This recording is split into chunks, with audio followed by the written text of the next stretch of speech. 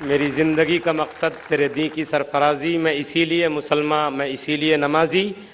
ये थे डॉक्टर जाकिर नायक साहब, जो नमाज यानी सलाह के जिस्मानी, रूहानी और तिब्बी फ़वाइद आपके सामने कुरान और हदीस और साइन की रोशनी में बयान फरमा रहे थे। हम बेहद ममनून हैं उनके। जाहिर बात है, उन्होंने बताया कि नमाज किस तरीके से हमारे अंदर डिसिप्लिन पैदा करती है, मसावात और भाईचारगी का और उखुवत का दर्स देती है, किस तरीके से अमीर और गरीब, फ़कीर और बादशाह, मुलाजिम और आका को एक साथ किस तरीके से कंधे से कंधा और पैर से पैर मिलाकर खड़ा करके बताती है कि सब एक हैं, इनमें कोई बड़ा और छोटा नहीं है। आ गया ऐन लड़ाई में अगर वक्त नमाज, क़िबला रूहो के ज़मी बोस हुई कौम हिजाज, एक ही सफ़ में खड़े हो गए महमूद अयाज, न कोई बंदा रहा न कोई बंदा नवाज, बंदा व साहिब व मुहताज व गनी एक हुए, तेरी सरकार में पहुँचे तो सभी एक हुए। मेरे दोस्तों, जैसा कि डॉक्टर जाकिर साहब ने कहा कि हमारी नमाज होनी चाहिए। अगर पैरों पर खड़े रहना ही इबादत है, अगर पैरों पर खड़े रहना ही सिर्फ इबादत है, तो जंगल के दरख्तों से ज़्यादा आप खड़े नहीं रह सकते। नमाज में खुशू होना चाहिए, खुजू होना चाहिए। जैसा कि उन्होंने बताया कि हम कानितीन बनकर बिल्कुल खुशू और खुजू के साथ, हाजिर दिमागी के साथ नमाज को समझकर पढ़ने की कोशिश करें। कुरान पाक का तर्जुमा हमको पहले पढ़ना चाहिए और नमाज के दौरान हम उसी में घूमते रहें कि इमाम साहब क्या तिलावत कर रहे हैं या जो मैं पढ़ रहा हूँ उसका मतलब क्या है। तो इंशाअल्लाह हमारी नमाज होगी। वरना ऐसा ना हो कि बकौल अल्लामा इकबाल कि कभी क़िबला रू जो खड़ा हुआ तो हरम से आने लगी सदा, तेरा दिल तो है सनम आशना, तुझे क्या मिलेगा नमाज में। और ऐसा न हो कि जब जब जमीन के ऊपर सजदा करें तो वो हिस्सा जमीन का हमारे बारे में, हमारे खिलाफ ये गवाही दे, जैसा कि फारसी शायर ने शेर कहा है कि बजमी तो सजदा करदम जमीन इदा बर आम, कि मोरा खराब कर दी तू बसजदा रियाई, कि जब जब मैंने जमीन के ऊपर सजदा किया तो जमीन के उस टुकड़े से आवाज आई कि तुमने मुझको रियाकारी के सजदे से खराब, नापाक कर दिया। इसलिए मेरे दोस्तों, हमें नमाजों का एहतमाम करना चाहिए। नमाज किसी भी हाल में माफ़ नहीं है सिवाय चंद मौक़ों के, जैसा कि डॉक्टर साहब ने तफसील से उसके ऊपर रोशनी डाली। अब डॉक्टर साहब की तकरीर का जो दूसरा दिलचस्प और इंतहाई मुअस्सिर सेशन है, जो सवाल व जवाब का सेशन है, वो अब हम शुरू करते हैं। सवाल व जवाब को शुरू करने से पहले चंद बातों का ध्यान रखना तमाम भाइयों और बहनों के लिए ज़रूरी है। सबसे पहली बात तो ये है कि सवाल करने वाला अपना नाम और प्रोफेशन यानी जो पेशा है वो ज़रूर बताए। सवाल मुख्तसर हो, कोई लंबी चौड़ी गुफ्तगू और बातचीत न हो। सवाल ख़ास तौर पर अगर मुसलमान भाइयों और बहनों को सवाल करने का मौका मिले तो उनका सवाल उन्वान के मुताबिक होना चाहिए। जैसा कि आज की तकरीर का उन्वान है डॉक्टर साहब की, सलाह, हिदायत और रहनुमाई का रास्ता। हमारे गैर मुस्लिम भाई और हमारी गैर मुस्लिम बहनें, उनको इजाज़त होगी कि वो इस्लाम के बारे में कोई भी सवाल डॉक्टर साहब से कर सकते हैं। इसी के साथ साथ मैं गुजारिश करूंगा तमाम सवाल करने वाले भाइयों और बहनों से कि कोई फ़िक़ही सवाल न करें और इख्तिलाफ़ी सवाल न करें। अगर कोई ऐसा सवाल होगा जो इख्तिलाफ़ी हो तो उसको रद्द करने का बहैसियत कोऑर्डिनेटर के मुझे पूरा इख्तियार होगा कि मैं उस सवाल को रद्द कर दूं और उस सवाल को करने की इजाज़त नहीं दी जाएगी। अब हम बाकायदा सवाल व जवाब का ये सेशन शुरू करते हैं। हमारे इस प्रोग्राम में 4 माइक का इंतज़ाम किया गया है। एक माइक नंबर 1 हमारे बाएं जानिब है, स्टेज के हमारे बाएं हाथ की तरफ है और भाइयों की तरफ। दूसरा बीच में हमारे भाइयों के शोबे में, माइक नंबर 3 भी भाइयों के शोबे में है और माइक नंबर 4 हमारे दाहिने हाथ पे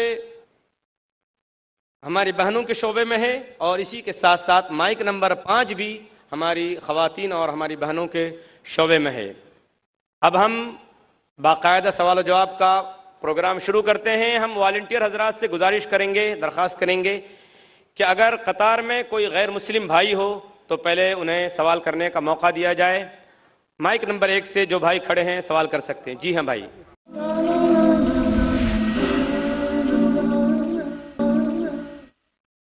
मेरा नाम महेश मेहता है और मैं रिटायर्ड पर्सन हूँ। इस्तांबुल टर्की की बात करता हूँ। इस्तांबुल में और टॉप कापी पैलेस में, टॉप कापी म्यूजियम में कई चीज़ रखी हुई है काबा शरीफ की और आखिरी रसूल की चीज़ें, फिर आखिरी रसूल के कंपेनियंस की चीज़ें, खलीफा जो चाह रहे उनकी चीज़ें और कई रसूल की चीज़ें हैं।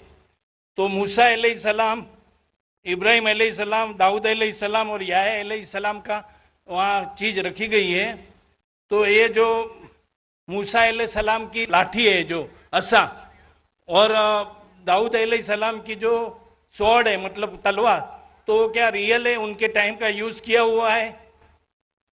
महेश भाई ने सवाल किया है कि वो तोप्टा के म्यूजियम गए थे इस्तांबुल में, टर्की में, और अल्हम्दुलिल्लाह अल्लाह ने मुझे भी मौका फरमाया। इस साल ही चंद महीने पहले फरवरी मार्च में मैं भी गया था कोप्टा की म्यूजियम में, टर्की में मुझे बुलाया गया था। महेश भाई साहब पूछ रहे कि वहाँ कई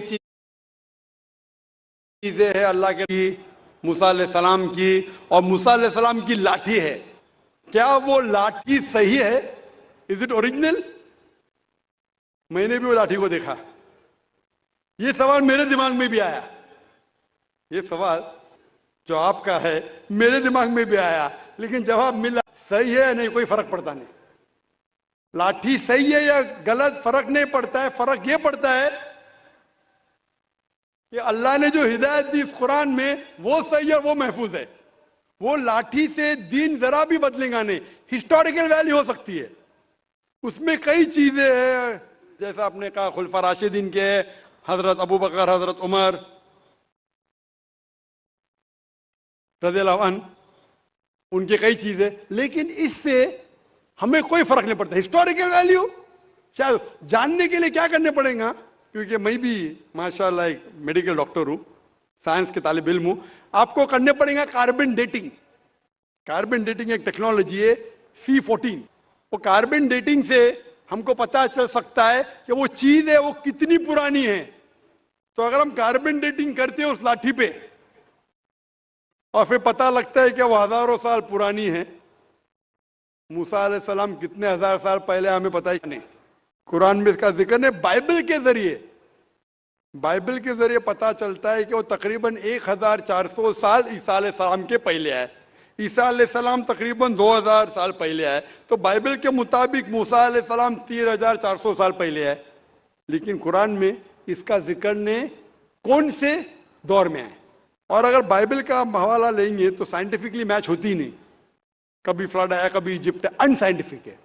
तो आपको पहले कार्बन डेटिंग करने पड़ेगा उस लाठी पे।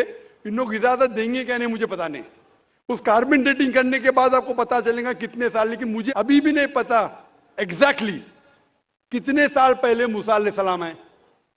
लेकिन एज ए हिस्टोरिकल रिकॉर्ड कोई करना चाहता कर सकता है, लेकिन मुझे एज ए मुस्लिम मेरे ईमान में कोई फर्क नहीं पड़ता है। मूसा अलैहिस्सलाम का जो जिक्र कुरान मजीद में वो सही है, और जो हिदायत जो मूसा अलैहिस्सलाम के जरिए में मिली, अल्लाह ताला जो देता है मूसा अलैहिस्सलाम के जरिए, वो मुझे पता है, उसके ऊपर अमल करना चाहिए। वो लाठी सही है क्या नहीं है, वो खुलफा राशिदीन की चीजें सही है क्या नहीं है, हमें कोई फर्क नहीं पड़ता है और फर्क नहीं पड़ना चाहिए। हमें देखना चाहिए उनका पैगाम क्या है और उनके पैगाम पे अमल करना चाहिए। Hope the answer the question. Mic number 2 में जो भाई हैं सवाल कीजिए। My name is Rohit Gandhi. I am second year engineering of VXTC. I want to ask that is Salah is important that much that can we leave our colleges and lectures? It's possible that we have lectures and classes all the time, so we should leave that. Or my second question is the Sunni and that Shia are not joining that in Salah, so what should be done with them? How we can improve them? Rohit भाई ने 2 सवाल पूछा है।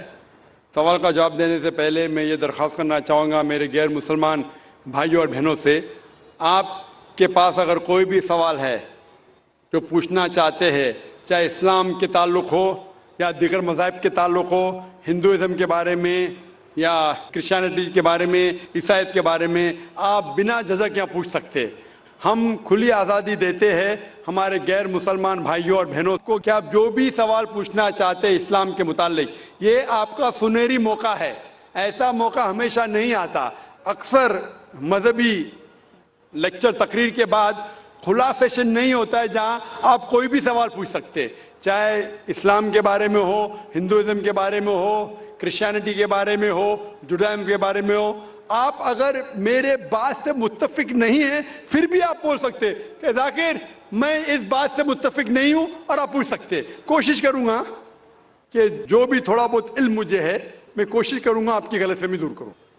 मैंने सवाल पूछा कि हमारे कॉलेज में लेक्चर्स होते हैं और क्या हम सलाह पढ़ने के लिए लेक्चर को तर्क कर सकते हैं, लेक्चर को छोड़ सकते हैं?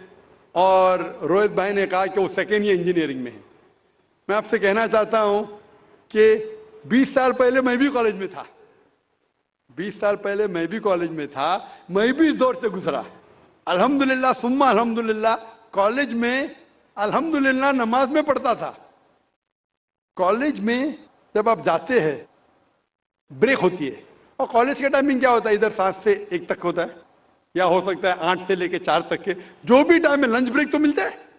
जब आपको लंच ब्रेक मिलता है उस ब्रेक में आप लंच के साथ नमाज भी पढ़ सकते, सलाह भी पढ़ सकते। हो सकता है कि कॉलेज के ऐसे टाइमिंग हो कि आप अगर मस्जिद नजदीक है तो मस्जिद में जाइए, मस्जिद नजदीक नहीं है तो उस कॉलेज में अगर कुछ मुसलमान भाई है उनसे भी कहिए और जमात बना सकते। लेकिन सलाह छोड़ने की इजाजत आपको नहीं है, ये पढ़ना फर्ज है। और बेशक विदाउट एनी प्रॉब्लम आप पढ़ सकते हैं। आप जाके बॉयज कॉमन रूम में पढ़ सकते, गर्ल्स कॉमन रूम में पढ़ सकते। सलाह छोड़ने की इजाजत नहीं है। मस्जिद करीब है तो मस्जिद में जाइए, सलाह छोड़ने की इजाजत नहीं है। आप कह रहे थे कि कोई सुन्नी हजरात है, कोई शिया हजरात है जो पैर से पैर नहीं मिलाते। कुरान मस्जिद में सुन्नी शिया नहीं है, मुस्लिम है। मुस्लिम उसे कहते हैं जो अपनी जिंदगी अल्लाह के हुक्म और फरमान के मुताबिक बसर करता है। जो इंसान अपनी जिंदगी अल्लाह के बताए हुए रास्ते पे चलता है उसे कहते हैं मुस्लिम। तो जो आदमी नमाज पढ़ता है, मैंने आपसे जिक्र किया, अल्लाह सुब्हाना अल्लाह कम से कम 12 जगह कहते हैं कुरान मजीद में अतिउल्लाह और अतिउर रसूल, ओबे अल्लाह एंड ओबे द मैसेंजर। सूरह निसा सूरह नंबर 4 आयत नंबर 59 और 12 जगह का जिक्र मैंने किया। हमें अल्लाह और अल्लाह के रसूल की इताअत करना चाहिए। और अल्लाह के रसूल फरमाते हैं कि आप उस तरह नमाज पढ़ो जिस तरह आप मुझे नमाज पढ़ते हुए देखते हैं। यह हदीस है बुखारी की किताब आदान की चैप्टर नंबर 18 हदीस नंबर 604। और फिर से दोहराया गया सही बुखारी में जिल्द नंबर 9 हदीस नंबर 352 352। और अल्लाह के रसूल फरमाते हैं कि नमाज के वक्त, सही बुखारी में जिल्द नंबर 1 किताब आदान चैप्टर 75 हदीस नंबर 692, कि जब आप नमाज पढ़ते हैं, हजरत अनस फरमाते कि हम सहाबा के कंधे मिलते थे दूसरे सहाबा के कंधे से, हमारे पैर मिलते थे हमारे सहाबा के पैर से। अल्लाह के रसूल फरमाते सुनन अबू दाऊद में सही हदीस है जिल्द नंबर 1 किताब सलाह चैप्टर 245 और हदीस नंबर 666, अल्लाह के रसूल फरमाते कि बीच में जगह मत छोड़ो, जगह को कम करो और शैतान को बीच में मत आने दो। उसका मतलब हमें कंधे से कंधा मिलाना चाहिए। जो इंसान अपने आप को मुसलमान कहता है और कंधे से कंधा नहीं मिलाता है सलाह के वक्त और पैर से पैर नहीं मिलाता है, वो अल्लाह के रसूल की नाफरमानी कर रहा है, वो सलाह सही तरीके से नहीं पढ़ता है। तो शायद उन लोगों को ये अल्लाह के रसूल की हदीस के बारे में पता नहीं होगा। तो हमारी कोशिश है कि उन मुसलमान को बताए कि अल्लाह के रसूल की हदीस है कि कंधे से कंधा मिलाओ, पैर से पैर मिलाओ नमाज पढ़ते वक्त, ये फर्ज है। Hope the answer the question. जी माइक नंबर 2 पे। सर मेरा नाम प्रणव नायक है और मैं मर्चेंट नेवी में काम करता हूँ। मेरा सवाल ये है कि अकॉर्डिंग टू कुरान ये कहा जाता है कि जब कयामत का दिन आएगा तो उस वक्त अल्लाह जब सबको फिर से उठाएंगे तो कहा जाएगा कि अपनी कब्रों से उठो। तो हम हिंदुओं का क्या होगा, क्योंकि हमारी तो कोई कब्र नहीं होती। भाई साहब का सवाल है कि वो कहते हैं कि क़यामत के दिन जब अल्लाह ताला वापस से हमें दूसरी जिंदगी देंगे तो कहेंगे अपने कब्रों से उठो। हिंदू भाई साहब पूछे कि हिंदू लोग तो कब्र में दफनाए नहीं जाते, हिंदू बच्चे दफनाए जाते ना। हिंदू बच्चे, हिंदू मजहब में छोटा बच्चा है उसको जलाया नहीं जाता, उसको दफनाया जाता है। फिर भी कई मुसलमान हैं जो डूब के मरते हैं, जो जल के मरते हैं, उनको भी दफनाया नहीं जाता है। जिनकी हमें मिलती नहीं। ये जब अल्लाह ताला कहेंगे कि फिर से हम जिंदगी देंगे, जरूर नहीं कि आप कब्र में से ले आ जाएंगे। जो भी इंसान मर चुका है उसके नई जिंदगी दी जाएंगे। कुरान मजीद में अल्लाह ताला फरमाता है कि अल्लाह उसमें जान डालेंगे, फिर मौत देंगे, फिर से जान डालेंगे।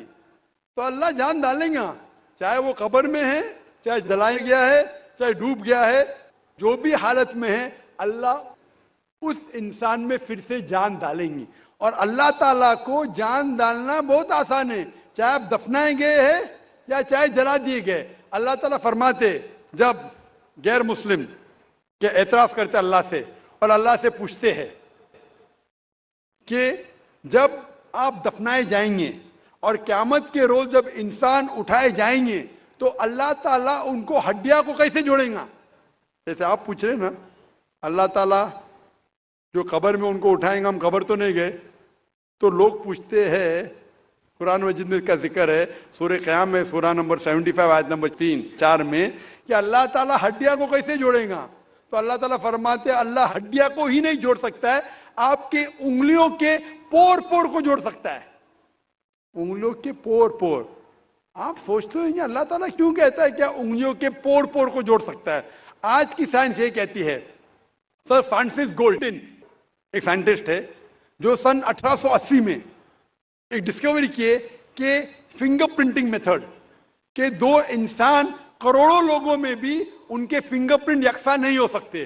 तो अल्लाह ताला फरमाते हड्डियों को तो छोड़ो, मैं आपके उंगलियों के पोर पोर को इकट्ठा कर सकता हूं और हू बहू वैसे पैदा कर सकता हूं। तो अल्लाह के लिए फिर से जान डालना बहुत आसान है, चाहे वो इंसान दफनाया गया है या जलाया दिया गया है या डूब के मरा है। अल्लाह को फिर से जान डालने में, चाहे वो मुसलमान मरा या हिंदू मरा या ईसाई मरा, अल्लाह को जान डालने में बहुत आसान है, कुन फयकुन। और फिर से हमें नई जिंदगी दी जाएंगी और फिर हिसाब किताब किया जाएगा। और हिसाब किताब में अगर आप अल्लाह के अहकामात पे अमल किए तो इंशाअल्लाह आप जन्नत में जाएंगे, इस दुनिया के इम्तिहान में सफलता पाएंगे। लेकिन अगर उनके अहकामात पे आपने नहीं चले, उनके मुताबिक नई जिंदगी बसर करे, तो आप इस जिंदगी में सफलता नहीं पाएंगे। Hope the answer the question. Number 3 से मैं कोई गैर मुस्लिम भाई हूँ। बैक्सन जॉर्ज और मैं स्टूडेंट है। सर एक्चुअली ये रिलीजन होना ही नहीं चाहिए मेरे ख्याल से। तो या तो बहुत सारा वॉर होता है, आपने बोला ब्रदरहुड होता है, तो एक्चुअली ये रिलीजन नहीं रहेगा तो ये ब्रदरहुड डेफिनेटली नहीं रहेगा, ह्यूमैनिटी रहेगा, नहीं तो वॉर भी नहीं रहेगा। तो रिलीजन होना ही नहीं चाहिए कॉन्सेप्ट। रिलीजन क्यों होता है, क्या आप हेल्प करेंगे उसके लिए? भाई साहब का सवाल है कि रिलीजन होना ही नहीं चाहिए, ये मजहब होना ही नहीं चाहिए। ये मजहब की वजह से वॉर होता है, झगड़ा होता है। आप कहते भाईचारा बढ़ता है, वॉर होता है, सिर्फ ह्यूमैनिटी होना चाहिए। भाई साहब नाम के बैक्सन जॉर्ज। कौन से माइक्रोफोन पे हाथ ऊपर करेंगे? जॉर्ज बोलिए सर। पीछे वाले माइक्रोफोन। जॉर्ज भाई साहब से पूछूंगा, ये कहते कि मजहब होने की वजह से लड़ाई हो रही। भाई साहब क्या मैं आपसे लड़ रहा हूं? भाई साहब नहीं क्या मैं आपसे झगड़ रहा हूं? हाँ क्या नहीं? नहीं सर।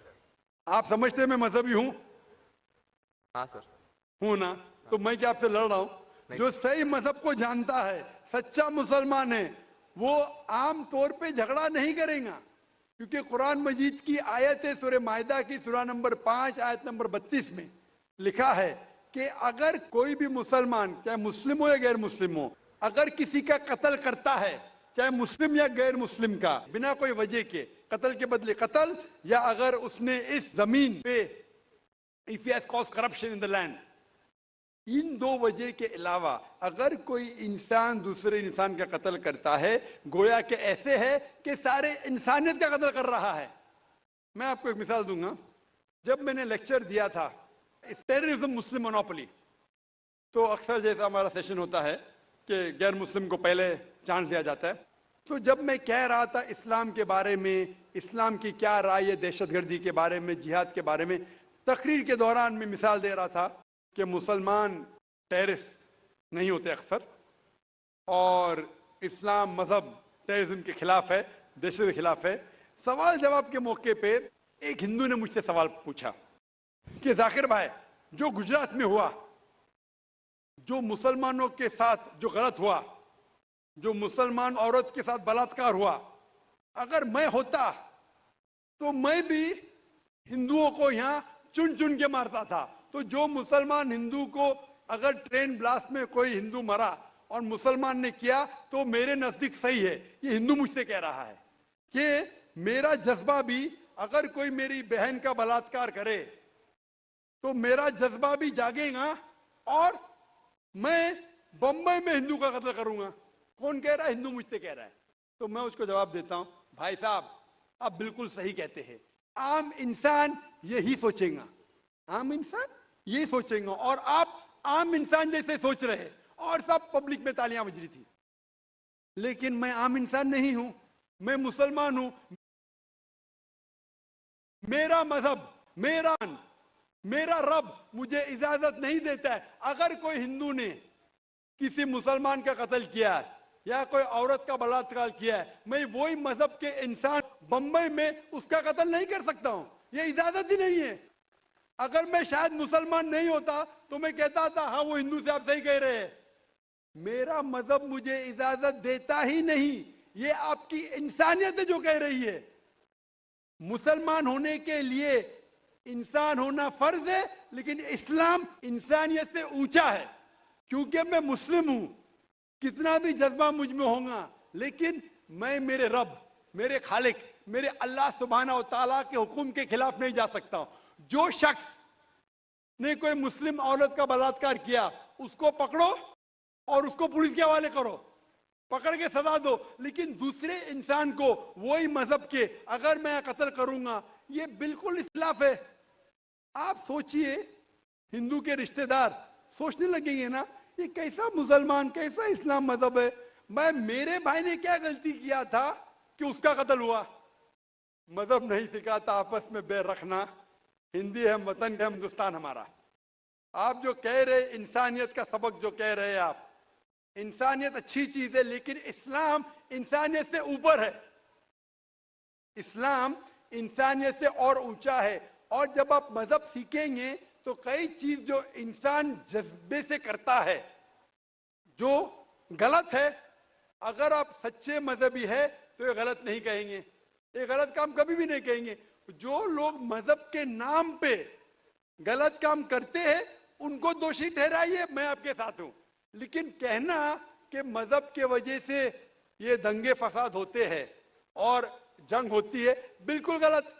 मैं पूछना चाहता हूं, आप हिस्ट्री में पढ़िए, हिस्ट्री में पढ़िए अशोका ने जब लाखों लोग का कत्ल किया, कौन से मजहब का था वो? कौन से मजहब का था? उसका मजहब ही नहीं था। जितने लोग अक्सर कत्ल करते वो नाम के लिए होंगे, क्रिश्चियन या बुद्धिस्ट या कोई मुस्लिम होगा, लेकिन वो मजहब को फॉलो ही नहीं करते। आप तारीख में देखिए, आप तारीख अगर देखेंगे, मैं पूछना चाहता हूं कि जितने कत्ल आज हो रहे हैं, जितने कत्ल आप देखते हैं कि ये कत्ल क्यों हो रहे? अमेरिका अफगानिस्तान पर हमला क्यों किया? क्यों किया? मजहब के लिए। क्यों किया? दुनिया जानती है, ओपन सीक्रेट, तेल के लिए। इराक में घुसी क्यों? मजहब के लिए। करोड़ों का कत्ल किया, क्यों किया? मजहब के लिए। मजहब के नाम पे मुसलमानों को बदनाम किया जा रहा है। ये मजहब ही है। अगर सच्चा मजहब है, सही मजहब है, तो कभी भी नहीं सिखाता कि इंसानों में झगड़ा करना।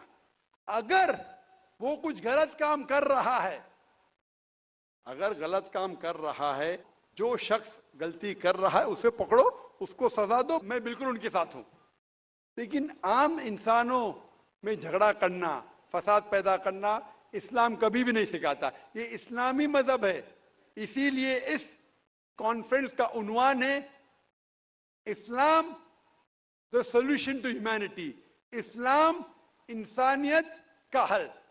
तो जो भी मुश्किलात इंसानियत में हैं आज की तारीख में, इसका हल सिर्फ इस्लाम में ही मिलेगा। आप मुझे बताओ, कुरान की कौन सी आयत कहती है कि बिना वजह किसी इंसान का कत्ल करना चाहिए? आप कुरान का हवाला दो, मैं आपकी बात को मान लूंगा।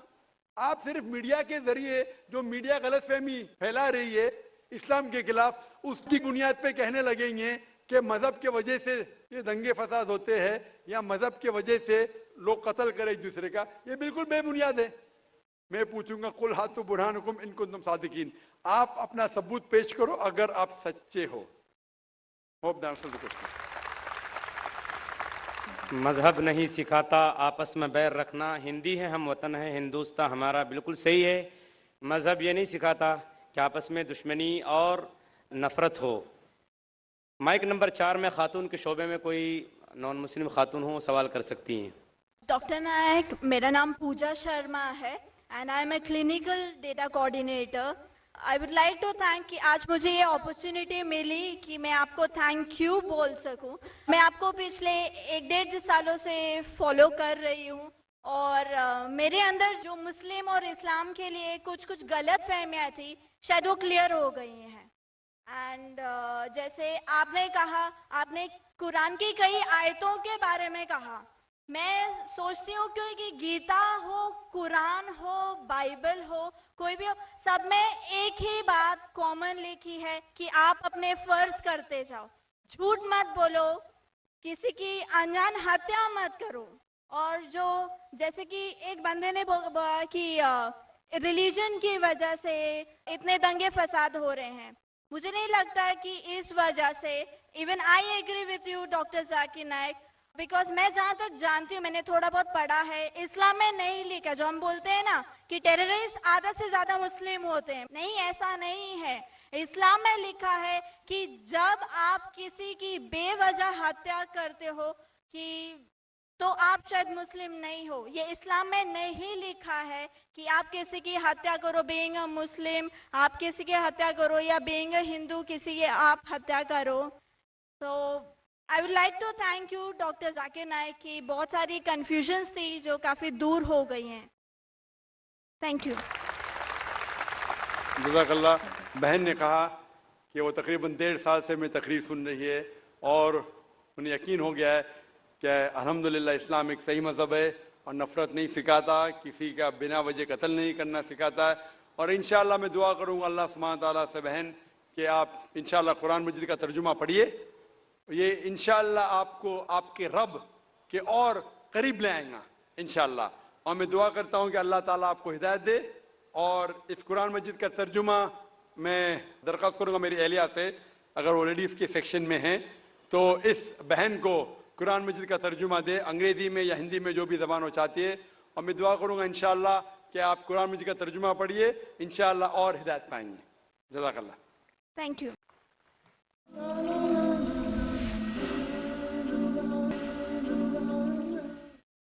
माइक नंबर 2 में कोई गैर मुस्लिम भाई? जी हाँ। मेरा नाम आनंद करवारा है, मैं बाई प्रोफेशन सीए हूँ। मैं डॉक्टर जाकिर साहब को दुबई से जानता हूँ। वहाँ पे मेरा एक मुस्लिम फ्रेंड था, उसने आपके बारे में मुझे बताया था। मैं आपका शुक्रिया अदा करना चाहता हूँ कि आपने इस्लाम के बारे में बहुत सारी भ्रांतियों को दूर किया है। मेरी मुसलमानों के बारे में जो अच्छी बातें हैं वो ये हैं कि मुसलमान लोग ज़्यादातर झूठ नहीं बोलते हैं, किसी को धोखा नहीं देते हैं, दूसरे का पैसा भी नहीं खाते हैं। लेकिन मुझे एक बात मुसलमानों से कहनी है कि वो लोग गाय का मांस क्यों खाते हैं। आनंद भाई ने सवाल किया, वो कहते हैं कि वो मुझे दुबई से जानते हैं माशाल्लाह, और कई सालों से मेरे तकरीर सुन रहे, और वो कहते हैं कि उनके तजुर्बे के हिसाब से वो समझते हैं कि मुसलमान अच्छे लोग हैं, सच बोलते हैं, झूठ नहीं बोलते, किसी का पैसा नहीं खाते। लेकिन एक उनको मुसलमानों के बारे में एक चीज़ जो खटकती है कि मुसलमान गाय का गोश्त क्यों खाते, वो उनका सवाल है। मैं पहले बोलना चाहता हूँ भाई साहब आनंद जी कि एक मुसलमान अच्छा मुसलमान रह सकता है 100% शाकाहारी होने के बाद भी। A Muslim can be a good Muslim even by being a pure vegetarian. शुद्ध शाकाहारी होने के बाद भी एक मुसलमान 100% अच्छा मुसलमान रह सकता है। लेकिन क्योंकि अल्लाह सुब्हाना व ताला हमारा रब, हमारा खालिक, कुरान मजीद में अल्लाह ताला फरमाते हैं, सूरह माइदा में सूरा नंबर 5 आयत नंबर 1 में अल्लाह ताला फरमाते कि आप उन 4 पायों जानवरों का गोश्त खा सकते हैं जिनकी हमने इजाजत दी है। अल्लाह ताला फरमाते सूरह नहल में सूरा नंबर 16 आयत नंबर 5 में कि आप कैटल का गोश्त खा सकते हैं। कुरान में जिक्र आता है सूरह मोमिनून में सूरा नंबर 23 आयत नंबर 21 में कि आप कैटल में से आपको मिलता है दूध, उनमें से मिलती है आपको गर्मी और आप इनका गोश्त खा सकते हैं। तो जब अल्लाह सुब्हाना व तआला हमारा खालिक, हमारा मालिक कहता है कि आप गोश्त खा सकते, तो क्यों हमें नहीं खाना चाहिए? मैं आपको कोशिश करूंगा बताने के लिए कि आज की साइंस ये कहती है कि हमारे जिस्म में हमको प्रोटीन की जरूरत है, कम से कम 23 एमिनो एसिड की जरूरत है। यही 23 में से 8 एमिनो एसिड हमारे जिस्म में नहीं बनते। उसके लिए फर्ज है कि ये हमारे खाने में हमें ये एमिनो एसिड मिलना चाहिए। कोई भी शाकाहारी, कोई भी भाजी पाला नहीं है जिसमें आटों के आटों एमिनो एसिड मौजूद है। फ्लैश में, गोश्त में आटो एमिनो एसिड मौजूद है। इसे साइंस कहती है कंप्लीट प्रोटीन, कंप्लीट फूड। आज साइंस ये कहती है कि फ्लैश फूड में, गोश्त में प्रोटीन है, नियासिन है, विटामिन B1 है, इससे सेहत अच्छी बनती है। और आज आप देखेंगे जो जानवर जो शाकाहारी होते हैं, जो सिर्फ भाजी पाला खाते हैं, भेड़, बकरी, गाय, आप देखेंगे इन जानवरों के दांत इनके चपटे हैं, उनके पास हर्बिवोरस सेट ऑफ टीथ है। ये सिर्फ भाजी पाला खाते, गोश्त खा ही नहीं सकते। जब आप देखेंगे मांसाहारी जानवर के दांत, शेर बब्बर, चीता, उनके नोकीली दांत होते हैं। ये सिर्फ गोश्त खाते हैं, भाजी पाला खा ही नहीं सकते। जब आप अपने दांत आईने में देखेंगे तो भगवान ने, ईश्वर ने, हमारे खालिक ने हमें दोनों दांत दिया है, चपटे दांत भी दिया है और नोकीले दांत भी दिया है। अगर हमारा ईश्वर चाहता था कि हम सिर्फ भाजी पाला खाए तो ये नोकीले दांत क्यों दिया? गोश्त खाने के लिए। आज की साइंस कहती है कि जो डाइजेस्टिव सिस्टम है हर्बिवोरस एनिमल का, गाय, भेड़, बकरी के, वो सिर्फ भाजी पाला डाइजेस्ट कर सकते, गोश्त को डाइजेस्ट कर ही नहीं सकते। जो डाइजेस्टिव सिस्टम कार्निवोरस एनिमल का है, चीता, शेर बब्बर, ये सिर्फ गोश्त डाइजेस्ट कर सकते, भाजी पाला नहीं। लेकिन हम इंसानों को अल्लाह ताला ने, हमारे ईश्वर ने स्मॉल इंटेस्टाइन भी दिया है, बिग इंटेस्टाइन भी दिया है। हम भाजी पाला भी डाइजेस्ट कर सकते, गोश्त भी डाइजेस्ट कर सकते। अगर हमारा ईश्वर चाहता था कि हम सिर्फ भाजी पाला खाए तो हमें ये डाइजेस्टिव सिस्टम क्यों दिया जो गोश्त को भी डाइजेस्ट कर सकता है? तो साइंटिफिकली हमारा जिस्म हमारे ईश्वर ने ऐसा बनाया है कि हम भाजी पाला भी खा सकते हैं, गोश्त भी खा सकते हैं। और बहुत लोग को गलत फहमी है कि हिंदू मजहब में गोश्त खाने की ममानियत है। भाई आप हिंदू है ना? आपके नाम से लगता है आप हिंदू है। हिंदू है ना सर? जी हिंदू ही है। आप हिंदू है ना? हाँ बिल्कुल सही, आपके नाम से लग रहा है आनंद आपका नाम है, आप हिंदू है। आपको गलत फहमी होंगी कि हिंदू मजहब में गोश्त खाना हराम है।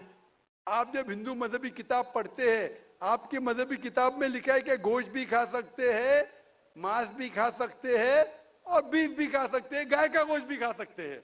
आप जब पढ़ेंगे मनुस्मृति चैप्टर नंबर 5 अध्याय नंबर 5 श्लोका नंबर 30 में लिखा है कि अगर खाने वाले जानवर, अगर खाने वाले मखलूक उस चीज को खाती है जो खाने वाले जानवर है, तो आप कोई गुनाह नहीं कर रहे, क्योंकि ईश्वर ने कुछ मखलूक को बनाया है खाने के लिए और कुछ मखलूक को खा जाने के लिए। Some to eat and some to be eaten.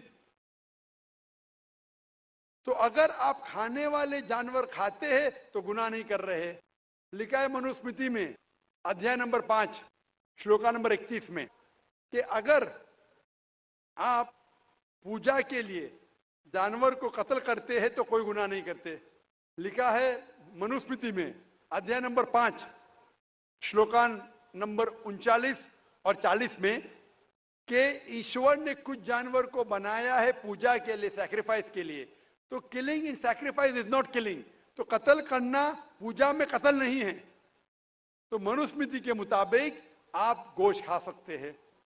फिर आप जब मुताला करेंगे महाभारत का, महाभारत में अनुशासन पर्व में अध्याय नंबर 88 में युधिष्ठिर, पांडव के 5 भाई थे, आपने युधिष्ठिर का नाम तो सुना होगा। युधिष्ठिर जो पांडव के 5 भाई थे, युधिष्ठिर पांडव में सबसे बड़ा भाई था। वो पूछता है भीष्म से कि हम यज्ञ में, पूजा में क्या खाना दे ताकि हमारे परदादा खुश होंगे। तो भीष्म कहता है अगर हम यज्ञ में, पूजा में चावल, बार्ली, सेब, भाजीपाला देंगे तो हमारे परदादा 1 महीने के लिए संतुष्ट रहेंगे। अगर हम मछली देंगे तो 2 महीने के लिए, अगर गोश्त देंगे 3 महीने के लिए, अगर खरगोश देंगे तो 4 महीने के लिए, अगर बकरी देंगे तो 5 महीने के लिए, अगर सुअर देंगे तो 6 महीने के लिए, अगर परिंदा देंगे तो 7 महीने के लिए, अगर हिरन देंगे तो 8 महीने के लिए, अगर बैल देंगे तो 11 महीने के लिए, अगर गाय देंगे तो पूरे 1 साल के लिए हमारे परदादा संतुष्ट रहेंगे। 1 साल। क्या दूध की बात कर अगर रहे हैं सर? आप बफेलो देंगे, बफेलो तो 12 साल के लिए, अगर राइनोसरस देंगे या रेड मीट, लाल गोश्त, तो हमारे परदादा हमेशा के लिए संतुष्ट रहेंगे। पूरा मेन्यू है महाभारत में, हिंदू किताब में पूरा मेन्यू है। क्या चाहते हैं? भाजीपाला, मछली, गोश्त, खरगोश, हिरन, बीफ, बड़े का छोटे का सब है। आप अगर वेद पढ़ेंगे, वेद में भी लिखा है कि संत और साधु गोश्त खाते थे, गाय का गोश्त भी खाते थे। फिर आप क्यों कहते हैं कि गोश्त खाना हराम है? क्योंकि बहुत से हिंदू लोग बाकी मज़ाहिब से प्रसन्न हुए। मजहब से प्रसन्न होने के बाद कुछ मजहब मानते अहिंसा में, और वो समझते हैं कि जानवर को कत्ल करना गुनाह है। क्यों? क्योंकि जानवर में जान है, बाजीपाला में जान नहीं है, पेड़ पौधों में जान नहीं, इसलिए बाजीपाला खाना गलत नहीं है, लेकिन जानवर खाना गलत है। आज साइंस तरक्की कर चुका है और हम जानते हैं कि पेड़ पौधों में भी जान है, तो उनकी लॉजिक जरा बदल गई। हाँ हाँ जाकिर भाई, हम जानते हैं पेड़ पौधों में जान है, लेकिन पेड़ पौधे उनको दर्द का एहसास नहीं है, उन्हें दर्द नहीं होता। पेड़ पौधों को दर्द नहीं होता है और जानवर को दर्द होता है, इसीलिए जानवर खाना बड़ा गुनाह है, पेड़ पौधे खाना कम गुनाह है। आज साइंस फिर से तरक्की कर चुका है। तरक्की करने के बाद साइंस ये कहती है कि पेड़ पौधों को भी दर्द होता है, लेकिन उनकी दर्द की आवाज आपको सुनाई नहीं देती। हम इंसान सिर्फ 20 साइकिल्स और 20,000 साइकिल्स के दरमियान फ्रीक्वेंसी में सुन सकते, इसके नीचे, इसके ऊपर नहीं सुन सकते। वो चीखते हैं लेकिन हमें उनकी आवाज सुनाई नहीं देती। तो एक शख्स ने मुझसे सबसे ज्यादा बहस किया और कहा कि जाकिर भाई, मैं मानता हूं कि पेड़ पौधों में जान है, पेड़ पौधे को दर्द होता है, लेकिन पेड़ पौधों में सिर्फ 2 या 3 सेंसेस है, जानवरों में 5 सेंसेस है, इसलिए जानवर का कत्ल करना बड़ा गुनाह है। तो मैंने उससे पूछा कि अगर आपका भाई पैदा होता है 2 सेंसेस कम के साथ, वो सुन नहीं सकता है और बात भी नहीं कर सकता है, गूंगा है और बहरा है, जब वो बड़ा होता है और अगर कोई इंसान उसका कत्ल करता है तो क्या आप जाके कहेंगे जज से, मिलॉर्ड कातिल को कम सजा दो क्योंकि मेरा भाई गूंगा था, वो सुन नहीं सकता था, बात नहीं कर सकता था? आप तो कहेंगे कातिल को डबल पनिशमेंट दो, मेरा भाई तो मासूम था, ना सुन सकता था ना बात कर सकता था। इस्लाम में 2 सेंसेस लेस और 2 सेंसेस मोर नहीं। इस्लाम में अल्लाह ताला फरमाते सूरह बकरा में सूरह नंबर 2 आयत नंबर 168 में 168 में, eat of the good things which Allah has provided you, जो अच्छी चीज आपको आपके अल्लाह ने दी है उसको आप खा सकते हैं। तो आप अगर मुताला करेंगे मजहबी किताबों का और साइंस का, गोश्त खाना कोई गलत नहीं है और मुझे खुसूसन कोई गिला शिकवा नहीं अगर गैर मुस्लिम, अगर हिंदू गोश्त नहीं खाते, मुझे कोई गिला शिकवा नहीं, क्योंकि अगर सब हिंदुस्तानी गोश्त खाने लगेंगे तो हिंदुस्तान में गोश्त का भाव बढ़ जाएगा। आज महंगाई का जमाना है, पेट्रोल का भाव बढ़ रहा है, सब हिंदुस्तानी गोश्त खाने लगेंगे तो गोश्त का भाव भी बढ़ जाएगा। तो मुझे कोई गिला शिकवा नहीं आप अगर गोश्त नहीं खाते, लेकिन अगर आप ये कहेंगे कि गोश्त खाना गलत है तो आपको आपकी मजहबी किताबों के बारे में नहीं पता है और साइंस का भी नहीं पता है। अगर आप कहेंगे किसी की जान नहीं लेना चाहिए तो आप 2 मिनट भी जी नहीं सकते। हम जो सांस ले रहे हैं ये जर्म्स है, जर्म्स में भी जान है, आप सांस लेने से उनका कत्ल कर रहे तो आप जी नहीं सकेंगे। इस्लाम में ये है कि जो चीज की इजाजत है वो आप खा सकते, जो हराम है उसको नहीं खाना चाहिए। Hope that answers the question. Mic number 3 में अगर कोई नहीं हो तो हम माइक नंबर 4 में हमारा इंतज़ार कर रही हैं खातून, हम उनको मौका देंगे। मैं बैजनाथ गुप्ता जी बोल रहा हूँ और मेरा कहना है कि अल्लाह अगर जर्रे जर्रे में है तो देखा जा सकता है क्या? भाई साहब ने कहा कि अगर अल्लाह हर जगह हर जर्रे जर्रे में मौजूद है तो क्या देखा जा सकता है? ये हिंदू फिलॉसफी है कि अल्लाह हर जर्रे जर्रे में मौजूद है। कुरान के मुताबिक अल्लाह की ताकत, अल्लाह का इल्म सब जगह मौजूद है। अल्लाह लेकिन अर्श पे बैठे हैं, तो ये कहना अल्लाह सब जगह मौजूद है ये इस्लाम की तालीम में नहीं है, ये हिंदू की तालीम में है। क्या आप अल्लाह को देख सकते? नहीं। इंसान इस दुनिया में, इस जिंदगी में अल्लाह को देख ही नहीं सकते। और उसकी मिसाल पेश है कुरान मजीद में, जब मूसा अलैहि सलाम अल्लाह सुब्हानहू व तआला फरमाते क्या मैं आपको देख सकता हूं, तो अल्लाह ताला कहते उनसे कि उस पहाड़ को देखो, मैं मेरी झलक उस पहाड़ को दिखाऊंगा और अब देखो क्या होता है। तो उस पहाड़ को जब अल्लाह ताला सिर्फ झलक दिखाते हैं तो मूसा अलैहि सलाम उस पहाड़ को देख के बेहोश हो जाते। अल्लाह को तो देखा नहीं उनने, सिर्फ पहाड़ को देख के बेहोश हो जाते हैं। तो इंसान इस जिंदगी में अल्लाह सुब्हानहू व तआला को नहीं देख सकता है। इंशाअल्लाह अगले जिंदगी में, इंशाअल्लाह जब हम जन्नत में जाएंगे वहां इंशाअल्लाह हम अल्लाह का वजह देखेंगे। ये कई हदीस में इसका जिक्र है कि हम अल्लाह का चेहरा देखेंगे। इसीलिए हम कोशिश करते हैं कि अल्लाह के अहकामात पे अमल करें, इस दुनिया के इम्तिहान में सफलता पाए, इंशाअल्लाह जन्नत में जाएंगे और वहां अल्लाह का वजह देखेंगे, अल्लाह का चेहरा देखेंगे। Hope that answers the question. जी, माइक नंबर 4 में जो खातून है सवाल कर सकती हैं। मेरा नाम रामेश्वरी शाहू है। मेरे लड़के ने इस्लाम धर्म अपनाया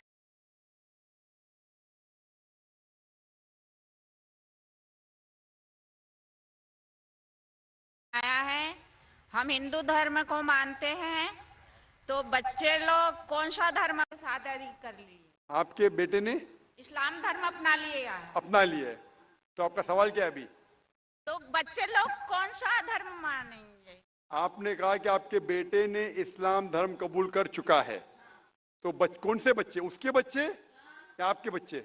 मेरे बच्चे, उसके बच्चे। आपने कहा कि आपके बेटे ने इस्लाम धर्म कबूल कर चुका है, तो मुस्लिम हो गया है, शादी कर ली है, इस्लाम धर्म कबूल कर चुका है, उसके बच्चे क्या धर्म मानेंगे? सबसे पहले मैं ये आपसे कहना चाहता हूं कि अल्लाह के रसूल फरमाते हैं कि हर बच्चा जब पैदा होता है वो दीनुल फित्र में पैदा होता है। हर बच्चा, चाहे वो हिंदू के घर में पैदा हो या ईसाई के घर में या यहूदी के घर में, जब बच्चा पैदा होता है वो दीनुल फित्र में पैदा होता है, मतलब वो मुस्लिम जैसा पैदा होता है। मुस्लिम के मानी, जैसे मैंने कहा है, मुस्लिम के मानी अपनी जिंदगी अल्लाह के अहकाम के मुताबिक बसर करना। तो जब बच्चा पैदा होता है उसकी सारी ख्वाहिश अल्लाह के मुताबिक है। तो हर बच्चा जब पैदा होता है, चाहे मुसलमान के घर में पैदा हो, चाहे हिंदू के घर में पैदा हो, चाहे ईसाई के घर में पैदा हो, चाहे यहूद के घर में पैदा, वो पैदा होता है मुस्लिम जैसा, वो मुस्लिम होता है। उसके बाद अल्लाह के रसूल फरमाते कि अपने वालिदैन के जरिए, अपने टीचर के जरिए, अपने दोस्तों के जरिए हो सकता है वो शिर्क करने लगे, वो आग की इबादत करने लगे, उस वक्त वो गैर मुस्लिम होता है। इसीलिए अगर कोई गैर मुस्लिम मुस्लिम बनता है, convert is a wrong word, convert कहना गलत लफ्ज है। कन्वर्ट मतलब एक तरीके से दूसरे तरीके जाना, सही लफ्ज है रिवर्ट। रिवर्ट मतलब वो असल में मुसलमान था, फिर गैर मुस्लिम बना, फिर से मुसलमान बना। इस्लामिक तालीमात के मुताबिक हर इंसान जब पैदा होता है मुस्लिम पैदा होता है। आपने कहा कि आपके बेटे ने इस्लाम कबूल कर चुका है, शादी कर चुका है, बच्चा क्या है, बच्चा मुस्लिम होगा। वो अलग बात है अगर उस बच्चे पे कोई दबाव है या कोई गलत हिदायत दी जाएंगी, हो सकता है वो बुत परस्ती करने लगे, हो सकता है वो आग की इबादत करने लगे, फिर वो मुस्लिम से गैर मुस्लिम होगा। हर बच्चा जो पैदा होता है वो मुस्लिम पैदा होता है, अल्लाह के अहकामात के ऊपर अमल करता है, उसके बाद बड़े होने के बाद दूसरे के इन्फ्लुएंस की वजह से शायद वो गलत रास्ते पे जा सकता है, लेकिन हर बच्चा पैदा होता है मुस्लिम जैसा। Hope the answer the question. Mic number 5 में अगर कोई खातून हो गैर मुस्लिम तो सवाल करें, नहीं तो माइक नंबर 1 में एक गैर मुस्लिम भाई हमारा इंतजार कर रहे हैं। जी ठीक है, माइक नंबर 2 से सवाल कर लीजिए। Namaste, my name is Pratik Sriranga Barge and I am student of 11th standard and I am in Swami Vivekananda College, Chembur. First of all, I would like to say this is my first time to attend this type of event and I am glad to say मुझे sir जी का जो speech था वो बहुत अच्छा लगा और मेरे मन में इस्लाम धर्म के बारे में जो गलत फहमियाँ थी वो एक चुटकी में ख़त्म हो गई। और मेरा पहला सवाल सर जी से ये है कि भगवान और अल्लाह एक ही है, और मेरा दूसरा सवाल ये है कि अगर पहले एक सवाल का जवाब ये कर लीजिए फिर इंशाल्लाह दूसरा सवाल करें। भाई साहब ने कहा कि वो पहली बार ऐसे मजमे में मौजूद है और बहुत खुश है, एक चुटकी में उसके सारे गलत फहमियाँ इस्लाम की दूर हो गई। अल्हम्दुलिल्लाह, अल्लाह ताला आपको हिदायत दे। और उसका सवाल है कि क्या भगवान और अल्लाह एक ही है? इस सवाल के दो रुख हो सकते हैं, दो रुख। आप कॉमर किधर लगाते वो इंपॉर्टेंट है। अल्लाह और भगवान एक है? हाँ एक है, एक ही है, दो तो नहीं है। अगर कहेंगे कि अल्लाह और भगवान यकसा है तो सवाल दूसरा रुख ले लेता है। इसका जवाब अगर आप पूछना चाहते हैं कि अल्लाह और भगवान एक है तो बेशक एक है। अगर आप पूछना चाहते हैं जो अल्लाह और भगवान, जो हिंदू लोग जो भगवान में मानते हैं और मुसलमान जो अल्लाह में मानते हैं वो एक है, तो मेरा जवाब इसमें ये कि अगर आप सही तरीके से हिंदू धर्म की किताबों का मुताला करेंगे और सही तरीके से इस्लाम धर्म की किताब का मुताला करेंगे तो दोनों यकसा है, वही है। लेकिन अगर जो मजहब के धर्म अधिकारी है उनकी बात सुनेंगे जो किताबों के हवाले से दूर है, किताब के पैगाम से दूर है, तो हो सकता है आपको गलत राय मिलेंगी। जैसे मैंने फरमाया था मेरे तकरीर में कि कुरान में लिखा है सूरह इखलास में सूरा नंबर 112 आयत नंबर 1 में कुल हुवल्लाहु अहद, कहो कि अल्लाह एक है। उसी तरीके से आप जब हिंदू मजहब की किताब का मुताला करते हैं, आप पढ़ते हैं, उसमें लिखा है छंदोग्य उपनिषद में अध्याय number 6 section number 2 shloka number 1 में लिखा है एकम एविदित्यम, भगवान एक है, ईश्वर एक है, दूसरा नहीं है। लिखा है श्वेताश्वेतर उपनिषद में चैप्टर नंबर 6 श्लोका नंबर 9 में नाचस्य कसिज जनिता न चदीपा, उस भगवान के कोई वालिदैन नहीं है, कोई रब नहीं है। भगवान का कोई माँ नहीं है, कोई वालिद नहीं है, कोई सुपीरियर नहीं है। लिखा है श्वेताश्वेतर उपनिषद में चैप्टर नंबर 4 श्लोका नंबर 19 में नाट्यस्य प्रतिमा अस्ति, उस ईश्वर की कोई प्रतिमा नहीं। प्रतिमा का मतलब है अक्स, painting, picture, portrait, statue, idol. उस भगवान की कोई प्रतिमा नहीं, कोई पिक्चर नहीं, कोई पेंटिंग नहीं, कोई अक्स नहीं, कोई फोटोग्राफ नहीं, कोई आइडल नहीं, कोई स्टैच्यू नहीं। ये दोहराया गया है यजुर्वेद में चैप्टर नंबर 32 श्लोका नंबर 3 में नाट्यस्य प्रतिमा अस्ति, उस ईश्वर का कोई अक्स नहीं, कोई प्रतिमा नहीं, कोई पिक्चर नहीं, कोई पेंटिंग नहीं, कोई फोटोग्राफ नहीं। तो जब आप मुताला करेंगे हिंदू मजहबी किताब का और कुरान का, हिंदू मजहबी किताब का ब्रह्म सूत्र में कहा गया है एकम ब्रह्म द्योत्या नास्ते नीना नास्ते किंचन, भगवान एक ही है, दूसरा नहीं है, नहीं है, नहीं है, जरा भी नहीं है। There is only one God, not a second one, not at all, not at all, not in the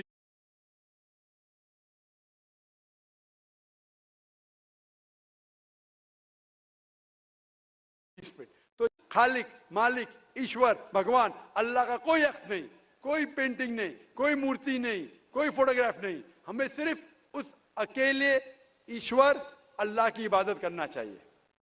hope that answers the question.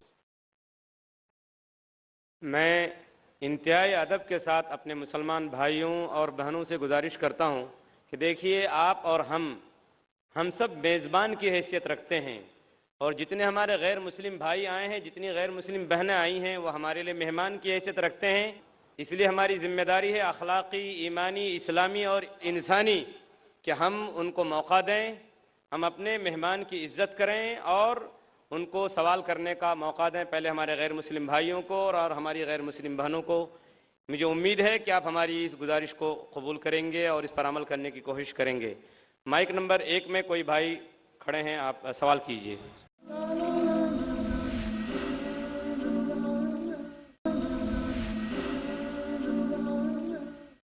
इस्लाम कहता है कि एक ही बार आदमी पैदा होता है, एक ही बार मरता है और बाद में क़यामत होती है। लेकिन आप देखिएगा दुनिया में कि कोई बेरा मुका मतलब डेफ एंड डम्ब होता है पैदा होते ही, ब्लाइंड होता है, हैंडीकैप होता है, जिसका पैर भी नहीं रहता है। और तो ऐसा क्यों है? और दूसरा बात ये भी है कि मरने का भी तरीका सबका अलग अलग है। कोई एक्सीडेंट में मर जाता है, कोई राइट्स में मरते, कोई क्या नेचुरल वे से मरता है। तो ऐसा क्यों है दुनिया में? महेश भाई का सवाल है कि इस्लाम में हम इस दुनिया में एक बार आते, फिर मरते, फिर क़यामत पे फिर से उठाए जाते, इस दुनिया में एक बार आते। तो ऐसा क्यों कि कोई लोग जो पैदा होते हैं, कोई अपाहिज पैदा होते, किसकी टांग ने, किसके हाथ ने, ऐसा क्यों? कोई लाचार पैदा होते। कुरान मजीद में अल्लाह ताला फरमाते हैं कि आपके बच्चे, आपकी बीवियां, आपकी दौलत आपके लिए फितना है, आपके लिए इम्तिहान है। क्योंकि जन्नत में जाने के लिए टांग होना जरूरी नहीं है, जन्नत में जाने के लिए दौलत होना जरूरी नहीं। जन्नत में जाने के लिए ये जिंदगी हमारे लिए इम्तिहान है। अल्लाह के अहकामात के मुताबिक जिंदगी को बसर करना चाहिए। कुरान मजीद में अल्लाह ताला फरमाते हैं सूरह मुल्क में, सूरा नंबर 67 आयत नंबर 2 में, अल्लज़ी खलक़ल मौत वल हयाता, अल्लाह सुब्हानहू व तआला ने मौत और जिंदगी पैदा की है ताकि आपको जांच सके आप में से अच्छे अमाल वाले कौन हैं। तो ये जिंदगी हमारे लिए एक इम्तिहान है।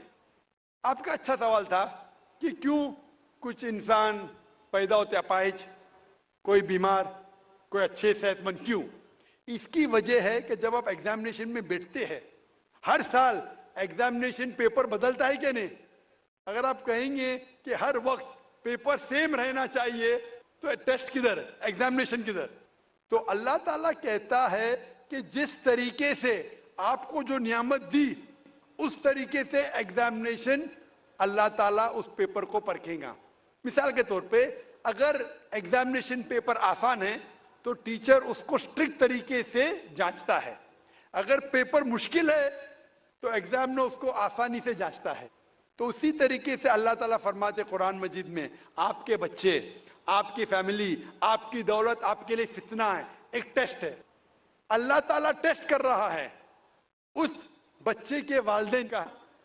देखना चाहता है कि अगर बच्चे को पैदा करते अपाहिज, या बच्चा जब पैदा होता है दिल की बीमारी के साथ, वो देखना चाहता है कि फिर भी उसके वालिदैन अल्लाह पे ईमान लाते क्या नहीं।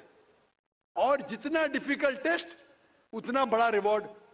आप अगर एक आम बीए ग्रेजुएशन पास करते हैं, तो आपका नाम महेश है, वो मिस्टर महेश ही रहेगा, बदलेगा नहीं।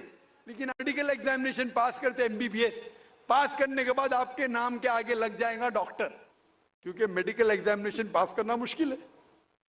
मुश्किल एग्जामिनेशन पास करते रिवॉर्ड भी ज्यादा है। तो अल्लाह ताला अलग लोग को डिफरेंट डिफरेंट एग्जामिनेशन में डालता है। किसी को दौलत देता है, किसी को गरीब बनाता है।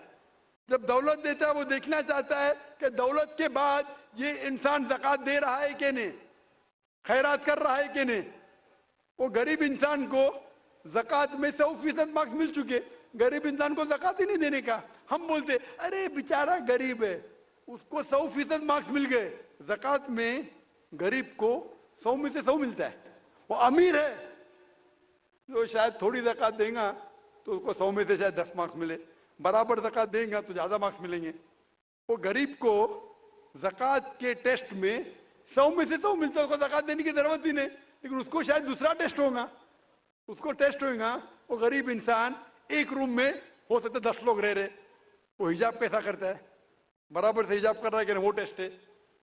हो सकता है इंसान अमीर है, उसका बेटा जैसे आपने कहा अपाहिज पैदा होता है, तो अल्लाह ताला देखना चाहता है कि इस अमीर इंसान को मैंने दौलत दी, ऐशो आराम दिया, अभी उसके बच्चे को अपाहिज पैदा करता हूं, देखना चाहता हूं कि ये फिर भी अपने रब की इबादत करता है कहने। जो आदमी कमजोर है वो बोलेगा अरे क्या ये अल्लाह ताला, नौज़ुबिल्लाह मेरे लिए क्यों ये मुश्किल पेश आता है। जो सच्चा मोमिन रहेगा वो कहेंगे अल्हम्दुलिल्लाह, फायदा होगा तो भी अल्हम्दुलिल्लाह, नुकसान होगा फिर भी अल्हम्दुलिल्लाह। ये मोमिन की जांच है। तो ये दौलत, गरीबी, सेहत, अपाहिज, दिल की बीमारी, ये टेस्ट है। इसीलिए हमें उन लोगों को देखना चाहिए, उन लोगों को मत देखो जो आपके ऊपर है। आप उन लोगों को मत देखो जो आपके ऊपर है। मैं कह रहा था ना, मिसाल दे रहा था, वो गांव का आदमी देखता है गाड़ी चाहिए, फ्लैट चाहिए, बंगला चाहिए, फिर से गांव में आ जाता है। उन लोगों को देखो जो आपके नीचे है। और एक अंग्रेजी में कहावत है जो मैं उर्दू में तर्जुमा करूंगा। एक शख्स हमेशा रोता था कि क्यों मेरे पास जूती नहीं है, क्यों मेरे पास जूती नहीं है। जब भी उसने एक इंसान को देखा जिसके पैर ही नहीं थे, अल्लाह से शिकायत करता था मेरे पास जूतियां क्यों नहीं है। जब उसने इंसान को देखा जिसके पैर ही नहीं थे, वो अल्लाह का शुक्र अदा कम अज कम मेरे पैर तो है। तो अल्लाह ताला डिफरेंट लोग को डिफरेंट इम्तिहान ले रहा है। किसको दौलत, किसको गुर्बत, किसको सेहत, किसको बीमारी, जो भी है। अगर आप जिस हालत में हैं, अगर अल्लाह हमारे खालिक का कहना मानते तो इस दुनिया में सफलता पाएंगे। ये हमारे लिए इम्तिहान है। दुनिया जिस तरीके से सूरह मुल्क में कहा गया है, सूरा नंबर 60 में जो भाई हैं गैर मुस्लिम हो, सवाल कीजिए। सर मेरा नाम उमेश शर्मा है, मैं योगा टीचर हूँ। पहला सवाल मेरा ये है कि आपने बताया था कि नमाज पढ़ते समय जैसे हम सजदा करते हैं, उस सजदे की स्थिति में जैसे माइग्रेन पे और स्टमक प्रॉब्लम, सियाटिका, सर्वाइकल, नी की प्रॉब्लम, इनमें ब्लड का सर्कुलेशन होता है, वो मैं मानता हूँ। लेकिन कंफ्यूज इस बात का है कि जब हम ध्यान करते हैं, मैं योग में जैसे दयानंद सरस्वती से, पतंजलि योग ट्रस्ट से मैं योग सीखा हूँ, उसमें बताया है जब ध्यान हम एक जगह पे करेंगे, आंखों को एक जगह पे रखेंगे, तो ध्यान की धारणा अपने आप बदल जाएगी। ध्यान धारणा समाधि। तो इसमें जब हम सजदा करते हैं तो जैसे वज्रासन में घुटने मोड़ के सजदा नीचे को, फोरहेड को धरती टच करते हैं, फिर हम उठते हैं तो हमारी जब नजर हट जाएगी उस जगह से, तो ध्यान एक तरफ से वहां से हट जाएगा। तो ऊपर वाले के लिए, जैसे अल्लाह के लिए ध्यान कहाँ से रहेगा? Thank you. भाई साहब ने सवाल किया कि जब सजदे में जाते, सजदा अहम रुकन है, तो नज़र एक तरफ होनी चाहिए। हम सजदे से उठ जाते तो ध्यान भटक सकता है, नज़र दूसरी की जा सकती। ये आप जो बोल रहे दयानंद सरस्वती के बारे में कि नज़र एक जगह होना चाहिए, वो सही या गलत अलग बात है, लेकिन हमारे रसूल, हमारे पैगंबर मोहम्मद सल्लल्लाहु अलैहि वसल्लम ने कहा जब आप नमाज पढ़ते हैं आपकी नज़र हमेशा आप सिजदा करते वहां होना चाहिए। तो जब आप कयाम में हैं, रुकू में हैं, सजदा में, आपकी नज़र उधर ही है। जहां आपकी जगह सिजदे की है वहां ही नज़र आपकी होना चाहिए। कयाम में जब खड़े हैं, जब रुकू में जाते फिर भी नज़र वहां रहती है, सजदा में जाते फिर भी वहां रहती है, अत्तहियात में भी रहती, नज़र एक ही जगह रहती है। लेकिन सिर्फ नजर से काम नहीं चलता। नजर के अलावा हमारा ध्यान, हमारा जहन, जो हम अल्लाह, हमारे ईश्वर, हमारे मालिक, हमारे खालिक के पैगाम के ऊपर ध्यान दे रहे, उसके ऊपर अमल कर रहे, तो हमें हिदायत मिलेंगी। और जो ये नमाज का तरीका है, आप हिंदू मजहब की किताब में पढ़ेंगे, इसमें कहा गया है षष्टांग, षष्ठांग मतलब जिस्म के 8 अंगों पे। षष्ठांग जो हिंदू मजहब में करते हैं, जिसे आम जबान में कहा दंड नमस्कार भी कहते हैं, लेकिन षष्ठांग मतलब सही मतलब है कि 8 अंग आपके जिस्म के लगे होते हैं जमीन पे। 8, माथा, नाक, 2 हाथ, 2 घुटने और 2 पैर, 8। हमारे हदीस में आता है 7, नाक और माथे को एक लेते, 2 हाथ 2 पैर, लेकिन हु बहु वही है। तो जो सिजदा जो अहम सलाह का रुकन है वो हिंदू मजहब में भी है। आप जब जाएंगे क्रिश्चियन बाइबल में लिखा है कि जितने पैगंबर अल्लाह के आए वो सारे पैगंबर ने सिजदा किया। आप अगर पढ़ेंगे book of Genesis chapter number 17 verse number 3 में लिखा है कि इब्राहिम अलैहिस्सलाम मुंह के बल गिरे। लिखा है बुक ऑफ नंबर्स में चैप्टर नंबर 20 वर्स नंबर 6 में क्या मूसा अलैहिस्सलाम